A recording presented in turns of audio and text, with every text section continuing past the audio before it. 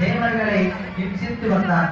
அப்படி அவன் பொறுப்போடு ஆட்சி செய்து வரும் வேளையில் நந்திதேவர், பிரம்மா, விஷ்ணு, இந்திரன் முதலவர்களிடம் சாபத்திற்கு ஆளாகி மறைத்து போய் பாதாளத்தில் ஒழித்து கொண்டிருந்தான்.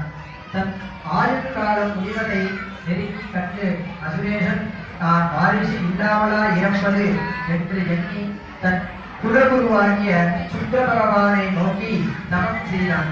சுக்கிர பகவான் அருளால் அசுரேசனுக்கு ஒரு பெண் குழந்தை பிறந்தது. சுக்கிர பகவானே நேரில் தோன்றி அப்பெண் குழந்தைக்கு மாயை என்னும் பெயரிட்டு உபதேசம் செய்து மறைத்தார்.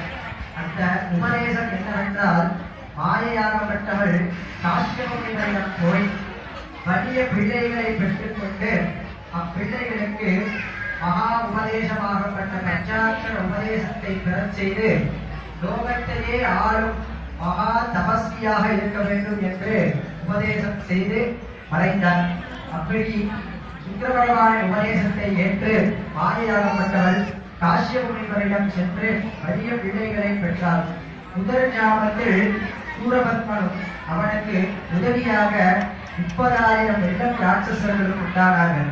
இரண்டாம் ஜாமத்தில் அஜமுகி என்னும் பெண்ணும் அவருக்கு உதவியாக 1000 ராட்சசர்கள் உண்டானார்கள்.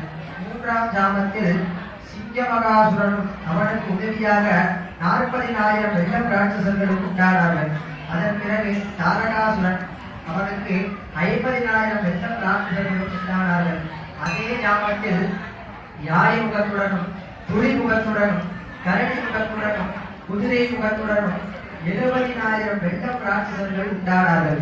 அப்படி உண்டான சமயத்தில் சூரியன் உதயமாகும் வானத்தில் எங்கு பார்த்தாலும் ராட்சசர்களாகவே இருந்தார்கள். சூரபத்மன் முதலிய 4 போய் தகப்பனாராகப்பட்ட காஷ்யப முனிவரை வணங்கி எங்களுக்கு யாது வழி என்று கேட்டார்கள். இதை கேட்ட முனிவர் தம் பிள்ளைகளுக்கு ஞான மார்க்கத்தை காட்டி உபதேசம் செய்ய தொடங்கினார். அப்பொழுது தாயாகப்பட்ட மாயை அங்கு வந்து, வெள்ளி நகையாடி நான் பெற்ற பிள்ளைகளுக்கு தங்களை போல் முற்றும் துறந்த முனிவராக வேண்டியதில்லை என்று சமஸ்காரம் செய்தார். அதுபடியே காஷ்யப முனிவர், உன் பிள்ளைகளுக்கு ஏதாவது வரம் கொடுக்க வேண்டும் என்பதை நீயே கொடுத்து விடு என்று சொல்லி மறைந்தார். மாயை